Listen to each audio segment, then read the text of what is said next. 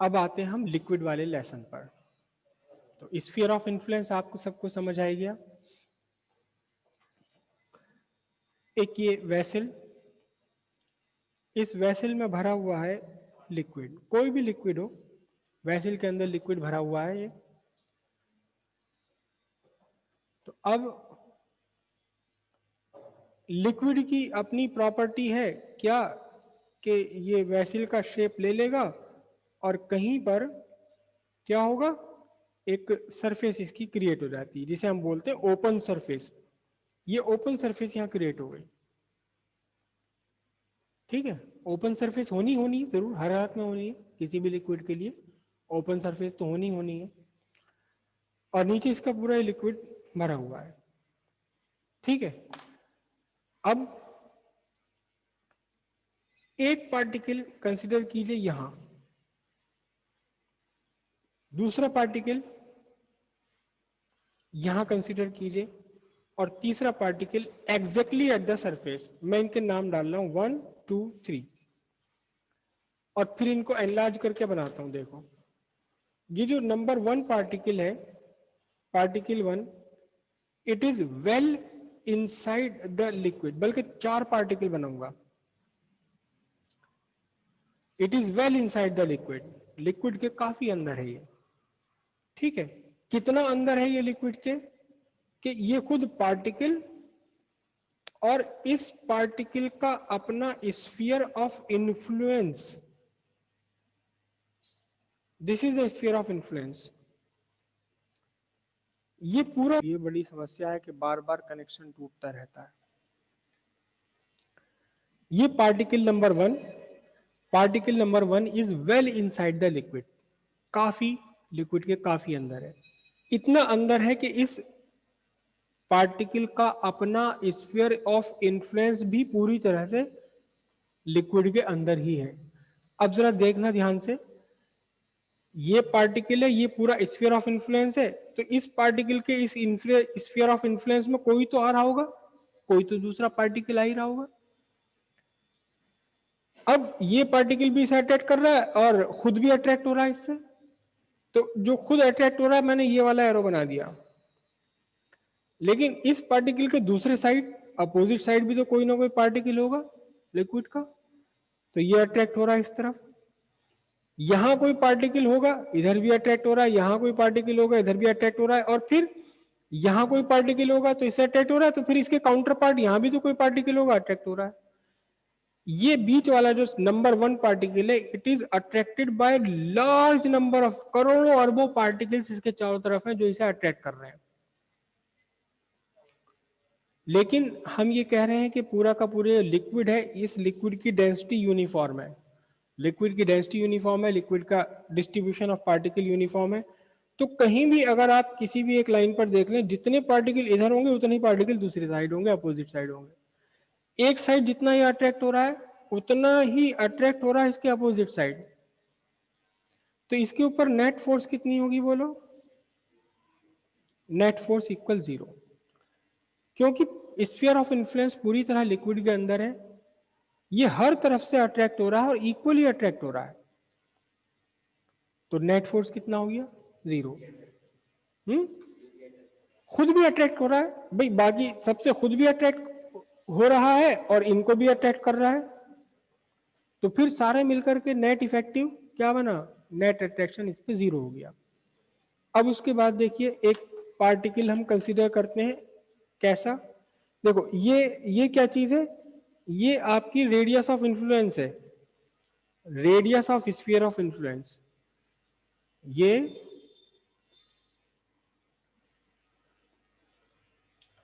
ये क्या है? ये radius of sphere of influence, it is not or not, or not नहीं है, ये रेडियस ऑफ इन्फ्लुएंस है। ये radius of sphere, sphere of influence की रेडियस है ये। आर नॉट तो कहीं इसके अंदर होगी, जहां पर वो अट्रैक्ट भी नहीं हो रहा, रिपल भी नहीं हो रहा, इसके अंदर स्फीयर के अंदर होगा वो डिस्टेंस। अब मैं इस ओपन सरफेस को ले रहा हूं, लिक्विड की ये ओपन सरफेस को मैं ले रहा हूं, ये लिक्विड की ओपन सरफेस, बिल्कुल ओपन सरफेस एकदम लिक्विड की। ठीक है, मैं यहां बनाऊं नीचे, ताकि मुझे स्पेस काफी मिल जाए। ये लिक्विड की ओपन सरफेस है ये। और अब मैं एक पार्टिकल कंसीडर कर रहा हूं, एक ऐसा पार्टिकल जो सरफेस से, ओपन सरफेस से एग्जैक्टली उतनी ही गहराई पर है जितना स्फीयर ऑफ इन्फ्लुएंस का रेडियस। ये मैंने बना लिया स्फीयर ऑफ इन्फ्लुएंस। दिखाई दे रहा है सबको?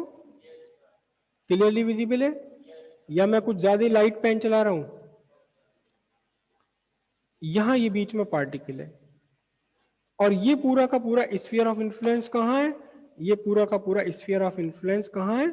पूरी तरह से लिक्विड के अंदर है, पूरी तरह से लिक्विड के अंदर है। लेकिन डिफरेंस क्या है? ये वाला था well inside the liquid, it is just inside the liquid, just inside the surface.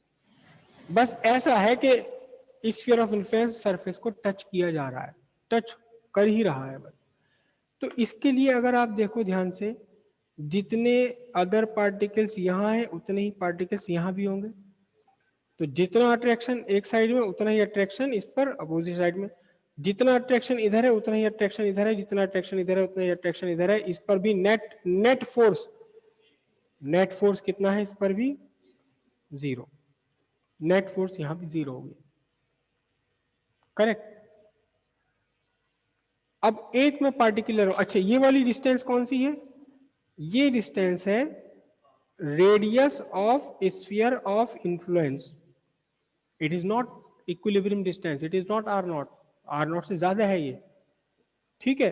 अब मैंने जो है एक लाइन और ड्रॉ कर ली, जरा देखना,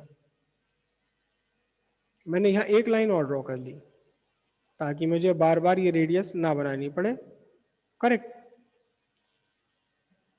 अब एक पार्टिकल और हम कंसीडर कर रहे हैं, एक पार्टिकल और कंसीडर कर रहे हैं, ऐसा पार्टिकल जो जरा सा ऊपर आ गया यहां,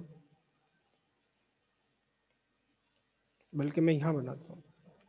तो अब जरा ध्यान से देखना, इसका स्फीयर ऑफ इन्फ्लुएंस कहां जाएगा? थोड़ा सा पार्ट स्फीयर ऑफ इन्फ्लुएंस का थोड़ा सा पार्ट कहां होगा? लिक्विड के बाहर निकल जाएगा। देख पा रहे हो? ये पूरा स्फीयर ऑफ इन्फ्लुएंस मैंने बनाया, लेकिन पार्टिकल थोड़ा सा सरफेस की तरफ गया, तो सरफेस स्फीयर इन्फ्लुएंस का कुछ पार्ट निकल गया कहां? लिक्विड सरफेस के बाहर। हम सपोज ये कह रहे हैं कि ये वाला पार्ट एयर में निकल गया, और ये जितना भी पार्ट है, ये वाला पार्ट, ये सब कहां है? ये लिक्विड के अंदर है। अब एक बात देखना जरा ध्यान से कि इस पार्टिकल के इधर जितने पार्टिकल होंगे उस साइड भी उतने पार्टिकल होंगे, नेट फोर्स 0। लेकिन एक बात देखना जरा ध्यान से कि नीचे तो नंबर ऑफ पार्टिकल ज्यादा होंगे, ऊपर तो कम होंगे। क्यों? क्योंकि ऊपर के तो लिक्विड का पार्टिकल यहीं तक रह गए, और एयर के जो पार्टिकल हैं वो तो उतने तो नहीं होते जितने लिक्विड में होते हैं। एयर में तो पार्टिकल बहुत दूर दूर होते हैं। तो क्या हुआ कि ऊपर ऊपर पार्टिकल्स, नंबर ऑफ पार्टिकल्स कम रह गए, तो ऊपर की तरफ अट्रैक्शन कम है। मैं इसे ऊपर और नीचे वर्ड यूज नहीं करता, मैं करता हूं आउट ऑफ सरफेस फोर्स कम पड़ गई, इनटू द सरफेस फोर्स ज्यादा हो गई। तो आपकी नेट फोर्स कहां रह गई? Net force into the surface रह गई। तो क्या है यहां? नेट फोर्स कहां रह गई? Into the surface. बल्कि नहीं, इनटू द सरफेस भी नहीं, हम बोलेंगे इनटू द लिक्विड। लिक्विड के अंदर की तरफ को हो गई नेट फोर्स। समझिए बात? हल्की सी फोर्स का डिफरेंस हो गया। अब अगला पार्टिकल, एक ऐसा पार्टिकल जो एग्जैक्टली सरफेस पर है, एग्जैक्टली ऑन द सरफेस, तो फिर इस पार्टिकल के लिए आधा स्फीयर ऑफ इन्फ्लुएंस बिल्कुल लिक्विड सरफेस के बाहर निकल जाएगा। दिख रहा है? आधा लिक्विड, आधा स्फीयर ऑफ इन्फ्लुएंस तो लिक्विड के बाहर निकल गया, बिल्कुल लिक्विड के बाहर निकल गया। आधा स्फीयर ऑफ इन्फ्लुएंस कहां रह गया? आधा स्फीयर ऑफ इन्फ्लुएंस लिक्विड के अंदर रह गया। तो लिक्विड के बाहर तो एयर के पार्टिकल बहुत कम है, रेयर है, बहुत ही रेयर है, एक दूसरे से बहुत दूर दूर है। तो यहां नंबर ऑफ पार्टिकल कम हो गए, यहां नंबर ऑफ पार्टिकल ज्यादा हो गए। तो मैं केवल नेट फोर्स बना रहा हूं, इस पार्टिकल पर नेट फोर्स लगी है इनटू द लिक्विड। अगर मैं ऐसे पार्टिकल और ऐसे वाले पार्टिकल देखूं तो यहां पार्टिकल बहुत कम है, यहां पार्टिकल काफी ज्यादा है, नेट फोर्स लग गई कहां, इनटू द लिक्विड। अगर मैं यहां पार्टिकल नंबर ऑफ पार्टिकल्स गिनूं, लिक्विड के नंबर ऑफ पार्टिकल बहुत ज्यादा है, यहां कम, तो net force into the liquid. अगर मैं यहां गिनूं तो net force into the liquid, net force. और यहां देखूं तो ये वाले दोनों वेक्टर इक्वल होंगे, ये दोनों वेक्टर इक्वल हो जाएंगे। क्यों? क्योंकि सरफेस पर एक साइड जितने पार्टिकल है, सरफेस पर दूसरी साइड भी उतने ही पार्टिकल है। समझ आ गई बात? ये दोनों तो बिल्कुल इक्वल होंगे, लेकिन ये सब बाहर की तरफ कम है और अंदर की तरफ ज्यादा है। तो इस पर एक फोर्स लग रही है, क्या फोर्स लग रही है? Net force. कहां? Into the liquid. Net force into the liquid. Upward या डाउनवर्ड वर्ड यूज मत करना, किताबों में सब में अपवर्ड डाउनवर्ड लिखा हुआ है। अपवर्ड डाउनवर्ड से कोई मतलब नहीं है इसका, कोई मतलब नहीं है इसका। नेट फोर्स है आउट ऑफ लिक्विड या इनटू द लिक्विड। तो यहां नेट फोर्स लग गई, कहां लग गई? इनटू द लिक्विड लग गई।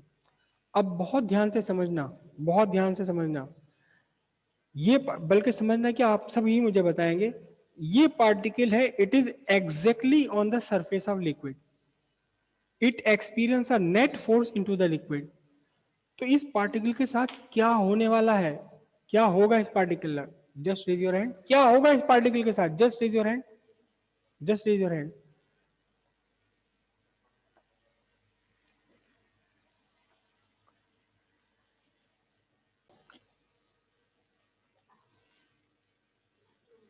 देखिए आर्यवीर सिंह, आपने कहा कि सरफेस से ऊपर चला जाएगा।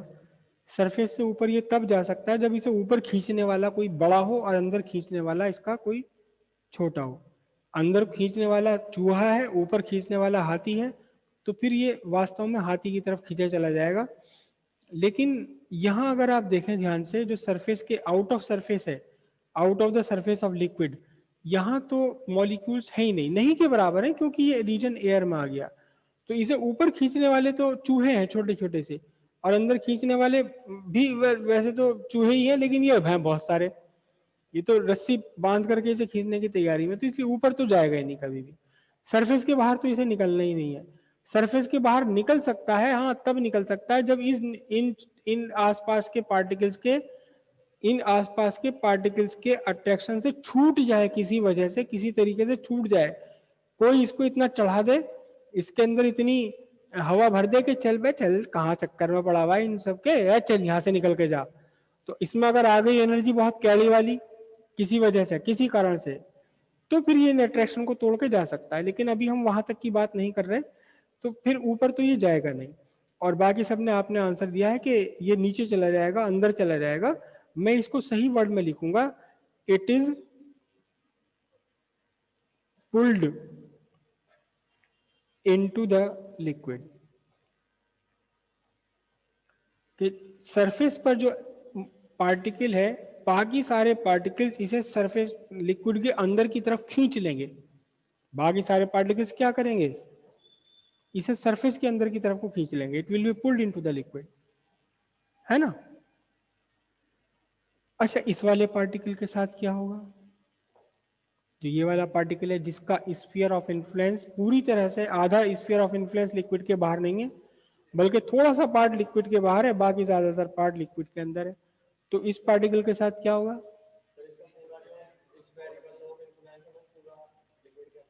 मतलब इसको भी लिक्विड के अंदर खींच लिया जाएगा, आप ये कह रहे हो? इतना कि इसका भी पूरा स्फीयर ऑफ इन्फ्लुएंस यहाँ आ जाए। और इसके साथ क्या होगा? इसके साथ कुछ भी नहीं, ये ऐसे रहेगा, क्योंकि इस पर नेट फोर्स 0 है। हाँ, अरे वाह, क्या बात है त्यागी जी, त्यागी साहब वेरी स्मार्ट। मुझे शरण में ले लो अपनी, देखो मुझे अपनी शरण में ले लो, क्या बात है।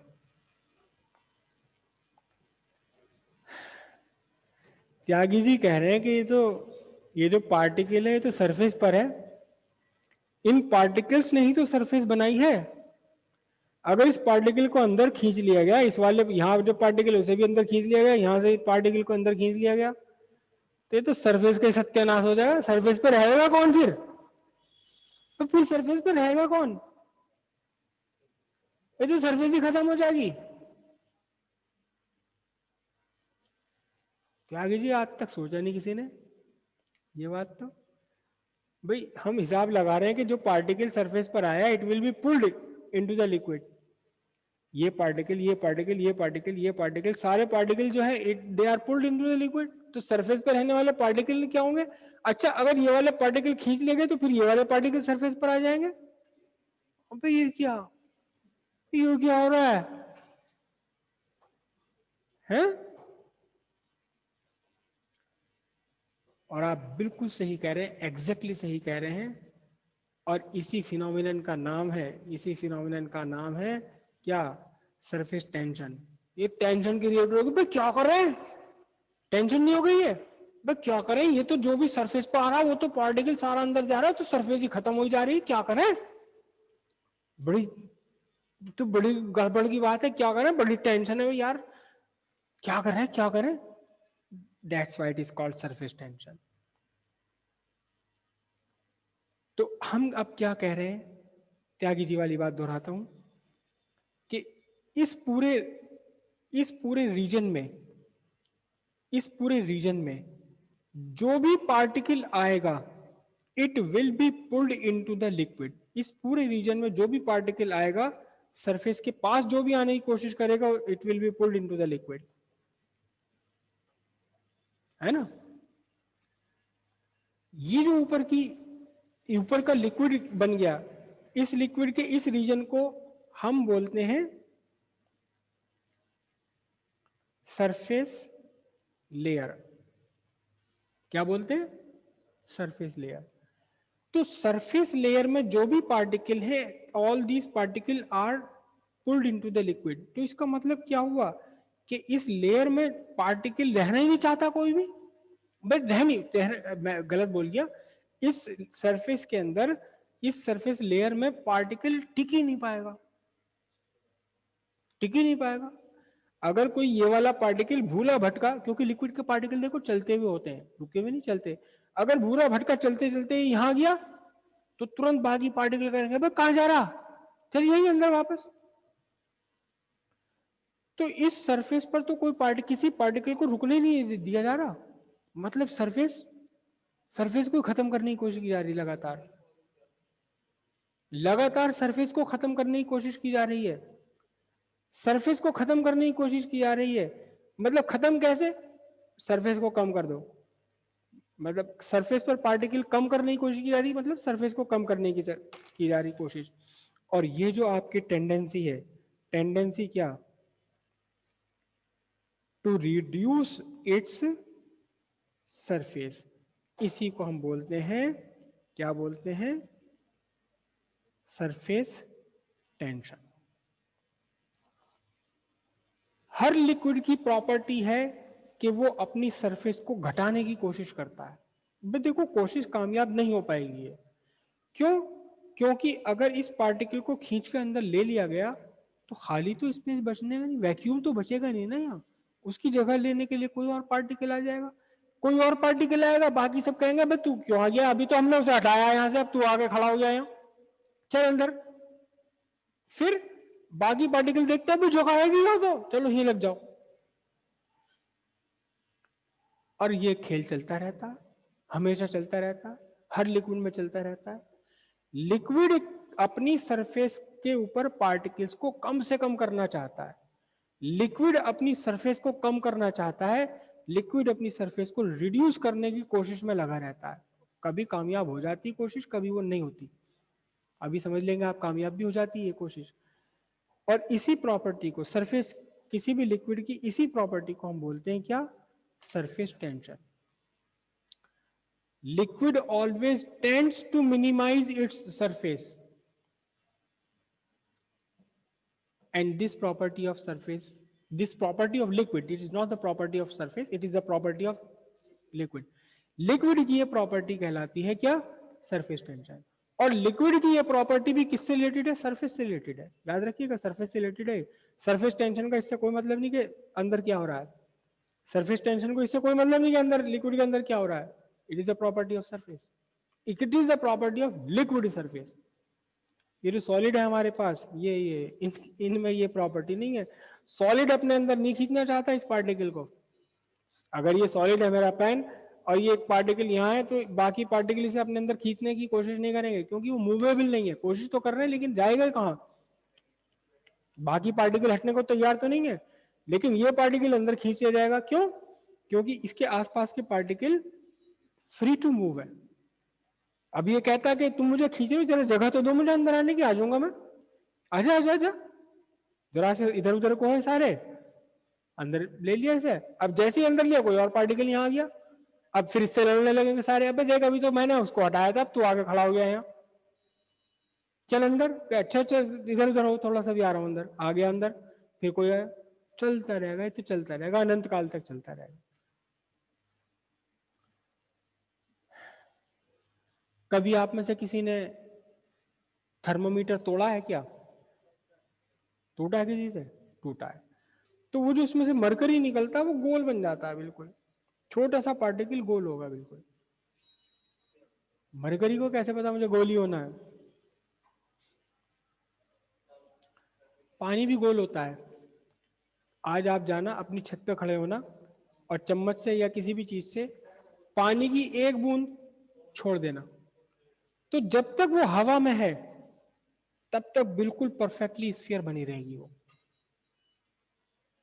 जब नीचे गिर जाएगी तो फैल जाएगी, क्योंकि और दूसरी चीजें और दूसरे फोर्सेस और दूसरे फिनोमिनन काम करना शुरू कर देते हैं। लेकिन जब तक हवा में है, ओले भी गोल होते हैं। देखो भाई, मैंने बड़ी कोशिश करी कि ऐसा सा ओला देख लूं, मिला ही ना मुझे कभी। मैंने बड़ी कोशिश करी कि एक ऐसा देखूं बिल्कुल एकदम क्यूब का, जैसे लूडो का दाना होता है, ऐसा ओला ले लूं कहीं से, उसके ऊपर निशान लगा के लूडो खेलूंगा। मिला ही नहीं कहीं। ओला कैसा मिला? यूं मिला। हालांकि परफेक्टली स्फेरिकल नहीं होता। फिर वही बात है कि यहाँ भी कुछ और फोर्सेस काम कर रही होती।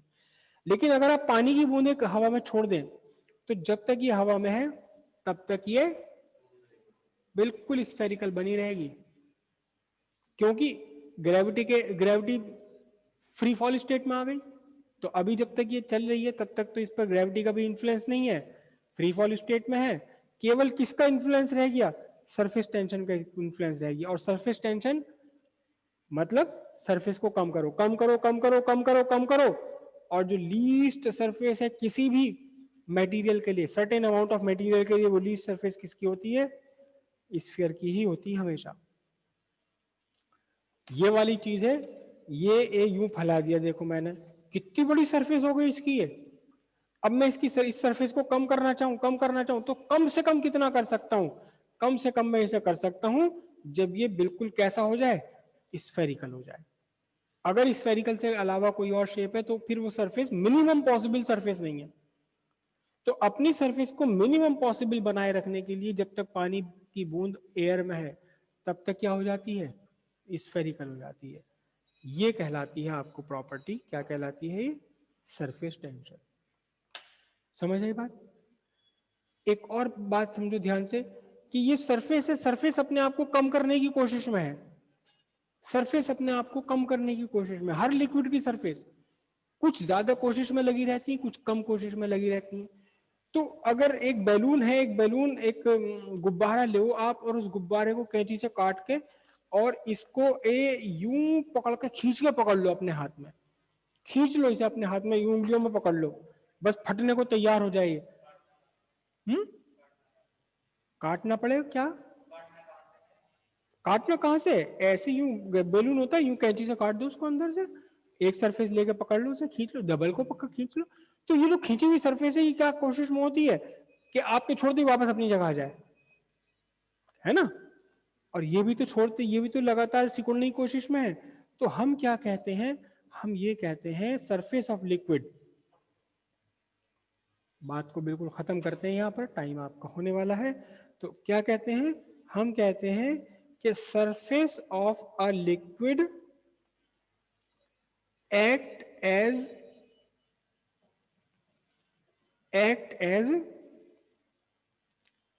स्ट्रेस्ड मेम्ब्रेन, एक खिंची हुई मेम्ब्रेन की तरह, जैसे तबले की मेम्ब्रेन खिंची हुई होती है उस टाइम, अगर कहीं से फट जाए तो एकदम सिकुड़ के बीच में आ जाएगी। तो हर लिक्विड की सरफेस, लिक्विड कोई भी लिक्विड हो, उस सरफेस, लिक्विड की सरफेस क्या है, हमेशा अपने आप को कम करने की कोशिश में लगी रहती है और ऐसे बिहेव करती है जैसे इसे किसी ने खींच दिया हो, खिंची हुई मेम्ब्रेन की तरह से बिहेव करने लगती है। ये प्रॉपर्टी कहलाती है सरफेस टेंशन की प्रॉपर्टी। हमारी लाइफ में बहुत जगह दिखाई देता है सरफेस टेंशन की प्रॉपर्टी, बहुत जगह दिखाई देती है। ये मेरा पेन है, ठीक है, ये बिल्कुल शार्प किनारे इसके यहाँ बने हुए, शार्प किनारे, और मैं यहाँ हाथ फेर रहा हूँ तो मुझे कुछ इसकी धार भी बनी हुई दिखाई दे रही है जो प्लास्टिक की बनी हुई है। इसे मोमबत्ती के ऊपर या गैस के ऊपर यूं गर्म कर दो, बिल्कुल बढ़िया गोल हो जाएगी।